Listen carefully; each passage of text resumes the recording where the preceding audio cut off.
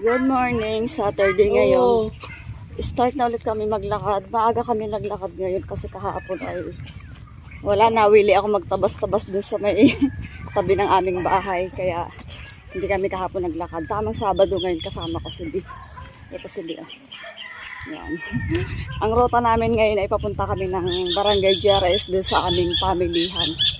Saka bibili din kami ng bearing ng aming motor at nasira na naman. Hirap kasi yung daan dito sa amin, kaya gayon matakaw sa bearing. Para makakagala, samahan nyo kami, lakad ulit tayo. Ang ganda na sikat ng araw.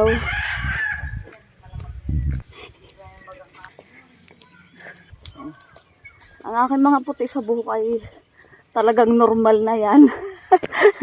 Hindi ko na tinatanggal kasi kulay na lang ng kulay, tapos ganun din naman, nabalik at nabalik sa dati, kaya pabayaan na natin yan.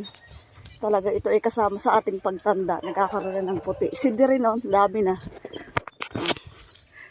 Yan. Hindi namin yung tinatanggal, lidi, bahala na yan. Hindi dahil sa nagpapabaya, kundi talagang kasama na yan sa ating buhay. Ang dami na kasi namin mga kagalang kulay na nauubos. Masakit na lang minsan sa ulo kakukulay. Katatago ng ating puti, talagang lalabas at lalabas yan. Kaya hayaan na natin. Kuya, bakit ngayon ka lang sumama maglakad? Nag-aayos ang kalson sa kuya. Bakit ngayon ka lang kuya sumama maglakad? Hinihingal daw agad siya.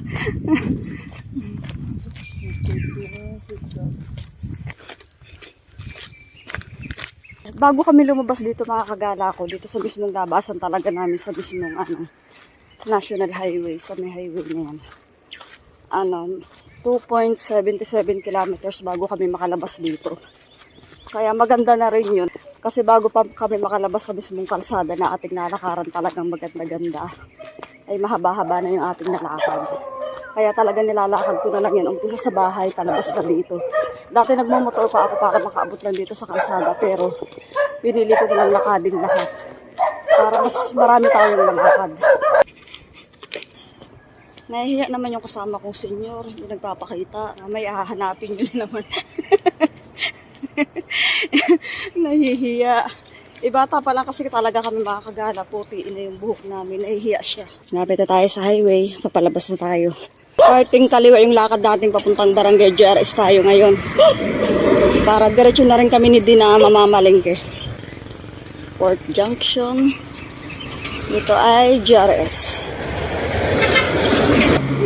Tara. Dito na tayo sa highway mga kagala. Pag naglalakad kami, mas gusto namin pasalubong para kita namin yung sasakyan.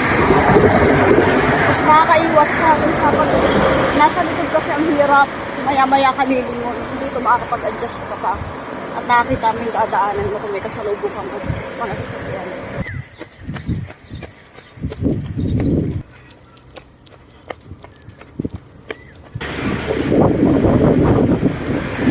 Pagigising lang daw niya.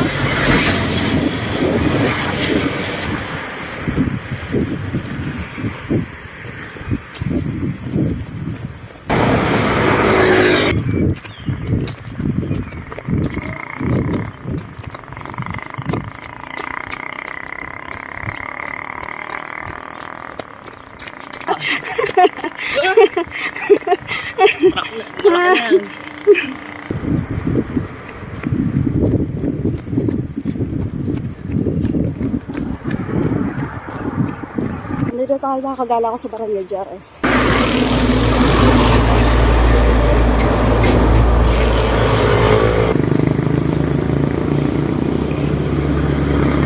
Dito kami dadaan, bibili lang muna kami ng bearing ng aming motor. Maigi na lang maaga pag magbukas. Yan. Maaga na rin bukas yung tinatayan. Good morning po.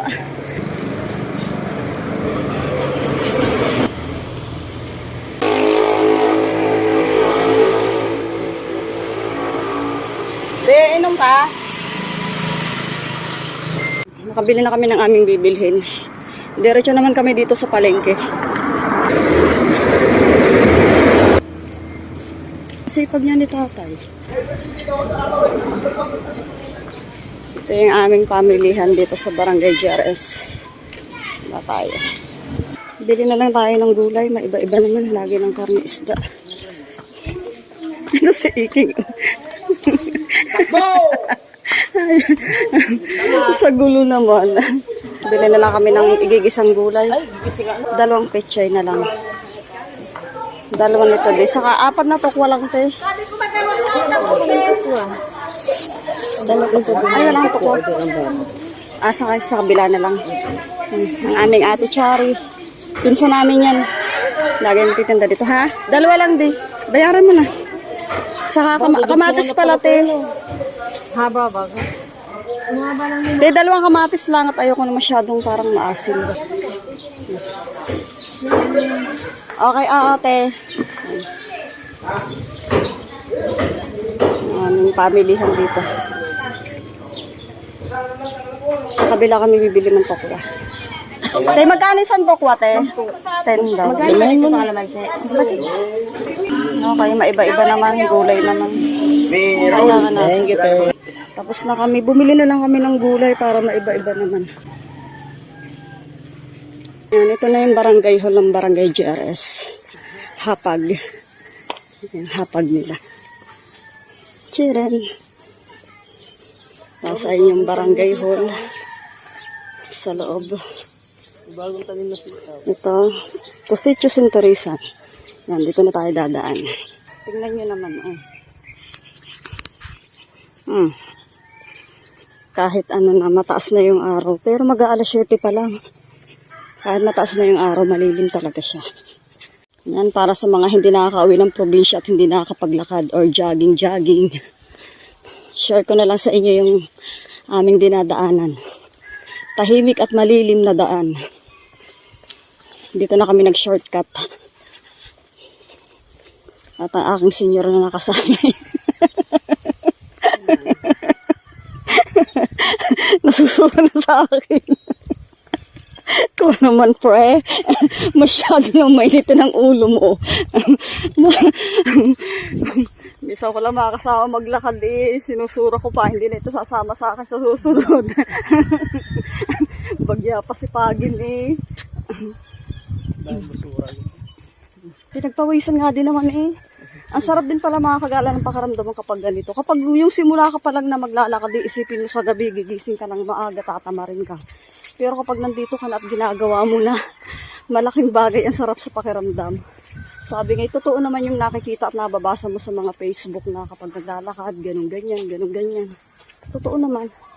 I-try nyo minsan. Kaya nga lang, kaya madalas nga hapon ako naglalakad, gawa nga ng sa umaga, mas marami pang ginagawang dapat unahin. Kaya hapon talaga ako naglalakad. Saka para mas palamig na ang panahon. Pag ganito kasi, maganda rin naman ang maaga, mas masarap sa pakiramdam din. Yun nga lang, habang natatapos ka, painit na yung panahon.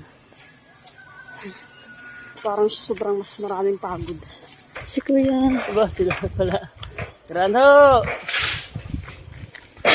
May teacher na. Yan.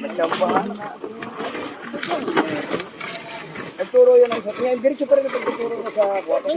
Nakakita pa ng kakilala. Kwentuhan mo na konti.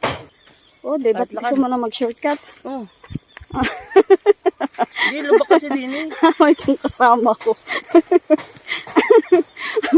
Puro shortcut na nadadaanan pa uwi eh. Lubak naman dun eh. Akala ko iba-iba na ngayon ang kasama ko. Alam mo na, daan dito. Alam mo. Alam ko, hindi pala pwede di. Alam ko, sarado na dyan. Magagalitan tayo. Balik tayo.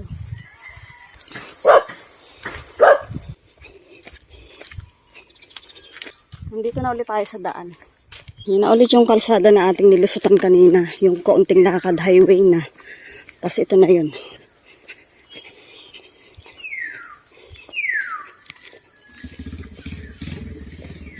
Yan, wala na, lumipad na.